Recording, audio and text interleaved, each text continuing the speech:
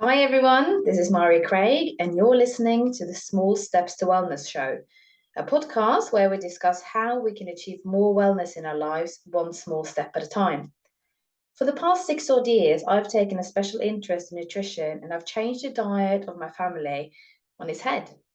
But as I've dived deeper into the world of nutrition, I have learned that health is so much more than just what we put on our plate.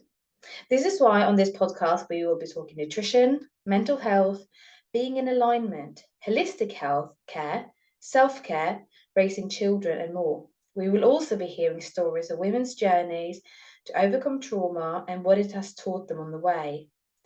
When we share our stories, we realize we are not alone and that things can change for the better. I'm so glad to have you with me on this journey as I explore what health and wellness truly encompass. If you like what you're hearing, please consider rating the show with a 5-star rating and sharing it with your friends. It really makes a big difference. Now, on with today's show. Hello and welcome to the Small Steps to Wellness show with me, your host, Mara Craig. This morning I had a Zoom meeting with Amy Durston, who I've had on the show before. And we were sat chatting about a lot of things. And several times I said to her, I should have just hit record because you're giving such great advice. We were just having a really good sort of exchange of advice and information. And I thought, it would have made such a good podcast. And then it got to a point where I just said to her, do you know what, hold that thought. And I hit record and we kind of carried on talking. The topic we are discussing is the whole I don't have time topic. I see so many people, and this used to be me as well, by the way, so I'm speaking from experience. I see so many people who are like, I don't have time to eat healthily, I don't have time to exercise, I don't have time to look after myself, I don't have time. Instead of kind of finding the time. Often, and this definitely used to be me, I would say, I don't have time to do all these things. And why is everyone else able to? What's wrong with me? Or I don't have it easy. Why does everyone else have it so easy? Poor me. And turning myself into this victim that didn't have what I perceived everyone else to be having. And then with that, came the feeling of resentfulness, like, if I could just get a break from my kids, or if I could just get the break from, if I could just get, but if, then. And the problem with that is that it's being used as an excuse, because you can have a messy, untidy house and you say, if only I had a cleaner, then I would have. And then you get a cleaner and then you realize that actually, yes, it solves some of your problems and it's amazing luxury. And it's, it's great to come home to a clean house. But actually, then you probably find something else to use as an excuse for why you are not, let's be honest, prioritizing finding the time. And I wonder also whether, and you as a listener can maybe feed this back to me if you agree or disagree, or if you see yourself in this, if we are saying I don't have time because the whole idea of making a change to your life is daunting, and not because it's necessarily a big change you want to make, but because you feel a bit like, it's scary, it's unknown, I don't know what that will entail, it's safer to stay where I am. And the other thing is, I wonder if the I don't have time is masking that I'm not sure if I am worth investing in. And I don't necessarily mean investing in financially, but I mean investing in time-wise. So those are some of my thoughts around this topic. Now, this is a very short episode. You can listen to this on the school run, hopefully. And I'm just going to play this clip that Amy and I recorded for you a little bit earlier today. And I'd love to hear your thoughts on it. Hopefully there's some good advice there. We're talking about some practical things that we've been doing, and reframing our thoughts a little bit. I'd like to hear also how that sits with you. So next time you say, I don't have time, listen to what Amy is saying about reframing that into something else. All right, I hope you enjoy. So what was that quote you just saw? Yeah, so I've heard this one before, and it's always resonated with me, because sometimes I think in my head, oh, I don't have time to do that. But the quote said, instead of saying I don't have time, say, oh God, I forgot what it is.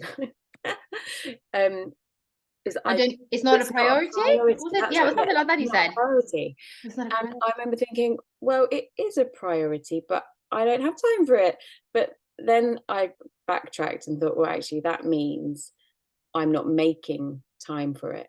And that means it's not a priority at the moment, or it's not enough of a priority over other things. So if sleeping for an extra half an hour is more of a priority in the morning, then that's what I'll do. But I've come to learn that actually that half an hour can be used to do quite a lot of things before the kids get up, whether it's, you know, some meditation, some journaling, or doing some exercise. So I can't really have the excuse of I don't have time, because all it means is I'm just not making it a priority. Yeah, but also I think kind of if you say I don't have time, it feels like it's out of your control. Whereas if you say I'm not prioritizing that at the moment, yeah, then it's in your control. Yeah. I went back to you know that I went back to weight training after I think it's been 13 months off because of baby. I've tried to sort of get back into it, and then I was putting so much stress on myself, so much pressure, and I thought, you know what, I'm just going to let it go and start when I feel like I can actually breathe properly. And that was yesterday, and I can barely walk today. But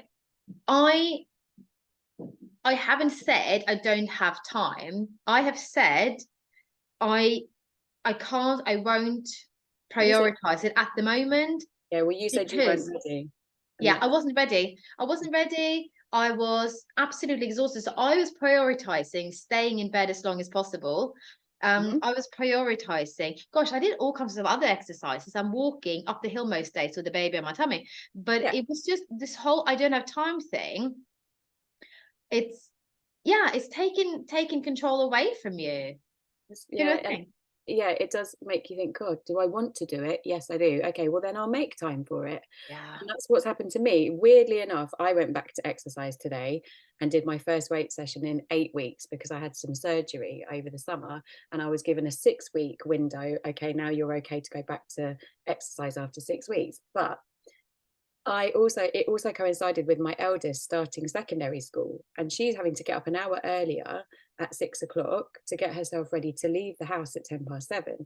Now I could have been like, right, well, I'm going to go and do my exercise for half an hour while you try and sort yourself out. You've never done this before. And I was like, no, my priority right now is to make sure she can get into such a routine that she can do it by the time I go back to doing my exercise between 6:20 and 6:50. So it took us 2 weeks. She's in a much better routine now. She knows what she needs to do. She knows I can't do her hair between 6:20 and 6:50. So she either needs to be ready by 6:15 to do her hair, or she needs to wait till I finished at 6:50. So we work kind of around each other now. But at that point, it wasn't a priority, because my daughter was my priority just for those 2 weeks while she settled into secondary school and getting that morning routine, you know. And isn't it nicer then if you go like, so I'm prioritizing this. I wonder if we say I don't have time and then list all the reasons. I wonder if you then can easily start feeling resentful towards your children, even that you feel like they're to blame for you not being able to do all these things you want to do for yourself. And yeah, like I can't do it because I have to do this for them. It's like, well, no, I've chosen to, and I can still do exercise of my own outside of that time. But before I had my op, it was before she started secondary school, so that was my routine. I did 6:20 to 6:50 online with with a whole group of people. It was live, so I didn't want to miss it. But for those 2 weeks, I said, no, I'm choosing to prioritize something else, but I know that I can exercise at other times of the day. But So yeah, we're Yeah. there now, and it feels good. So like you Yeah. said, it's much less stressful, and it feels like it's been worth it. So Yeah, no, it's so true. It's so true. The other thing, do you know what? We were sat talking here now. So I'm here with Amy Durston, by the way, reflexologist and good friend and colleague. And we were sat talking, and I said to her, "Oh, let's just hit record on this. This could be a really nice mini episode because we've been through this whole a kind of like, you know, victim mentality almost, where it's like, oh, poor me, I don't have time because I've got all these other things and people need me, and oh, poor me, I can't get this done." And now that we've kind of learned how to manage our time differently, and also I guess just like refocus and reprioritize and shift our mindset a little bit on all the whole about the time. mindset. Yes, isn't it just? Because I Um, could have looked at that whole situation in a whole different way, like, oh my gosh, I can't do that because my daughter has to do this. And I could just leave her to do it by herself, but then she'd be panicking because she might not know what she needs to do, and blah, blah, blah. And then it would just be a really stressful time. But Yeah, exactly. And then you feel like everyone else can do it. Why can't I? And then you start blaming yourself. And then, oh, yeah, it's so bad for me. Everyone else has it so easy. We've all been there, right? But Mhm. what I was mentioning to you early was that so my husband now has to go into London a few days a week, and he leaves really early. And it used to be him putting together this insane concoction that is my children's breakfast. So they tend to have like puffed buckwheat, puffed millet, sometimes with cornflakes, and then mixed seeds, and then chocolate complete in. And then they have, so my eldest has a fruit and veg juice plus capsules, and my youngest or middle child has her chewies in the cereal mix. And they also have been using a mushroom powder that's been really helpful for their hay fever. And it's good for immunity as well. Some mushrooms can be good for your immune system. Um, and so that hasn't been the easiest thing to put together for children. So what he's decided to do is like the evening before, he gets it all ready for them, minus the milk, and he gets a shake ready for himself. So he just uses the vanilla complete, and then he puts in all these capsules, and he puts one of those fly nets over. Do you remember? They have like they come in funky colors, and you pull like a string and it stands up like a tent. He puts that over so that in the morning, especially if I'm busy with baby, the kids can come down, and it's not like they're unable to do this themselves, but it is a path and it takes a while.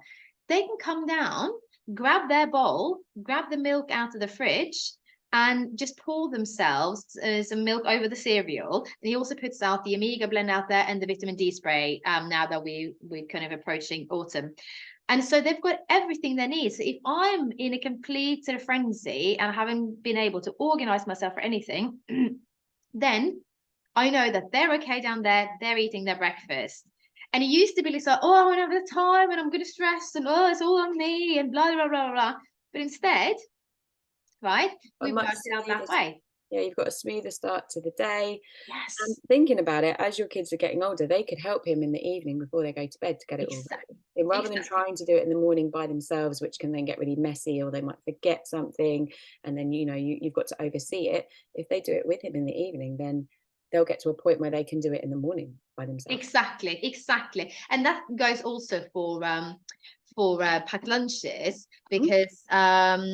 because they tend to now make it themselves. So yesterday I did it for my middle child because she was at her brownies, but on the Monday they often have packed lunch, and then they're there on the Sunday evening and they just make it themselves. And I just say, make sure you've got this, this, and this. The first couple of times we did it together. And then after that, it's like, okay, make sure you have this, this, and this in. You need your veggies. You need a little sort of treat. I said, no, you don't need a treat. No one needs a treat, but I'm Love a allowing them a treat. treat. And I said, look, I've baked rolls. They're in the freezer. Get. I've got a couple of out. If I remember, I get a couple out so they can defrost throughout the day. If not, I said to them, get a couple out, put them in the oven so they can defrost slowly, and then you can make it. And then the onus is on you to make enough and to make sure that you have stuff you like.